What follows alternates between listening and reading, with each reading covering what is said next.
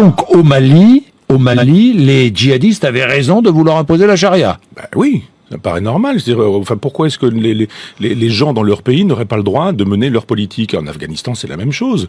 Pourquoi est-ce qu'on a des problèmes de terrorisme aujourd'hui? Les musulmans sont pas des imbéciles non plus. C'est-à-dire, on leur mène une guerre chez eux. En Afghanistan, par exemple, ou au Mali, on leur rend la vie impossible, on s'en va les massacrer, on les tue par dizaines ou par centaines, et en même temps, on voudrait que ces gens-là soient gentils, etc. Ils sont pas gentils, mais ils ont raison.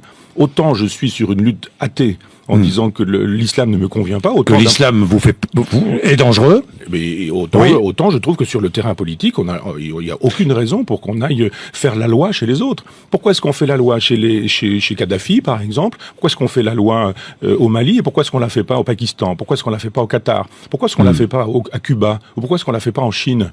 Si vraiment les droits de l'homme nous intéressent, pourquoi est-ce qu'on est spécifiquement au Mali et pas dans des endroits où les droits de l'homme sont bafoués partout? Alors, moi, je trouve normal qu'au Mali, où il m'est arrivé d'aller, la politique puisse exister. Une politique parce que nous défendons d'autres valeurs que les valeurs défendues par les djihadistes du Sahara. Oui, mais ils sont chez eux. Et on va pas faire la loi chez les musulmans, enfin dans les pays musulmans, que les musulmans fassent leur loi.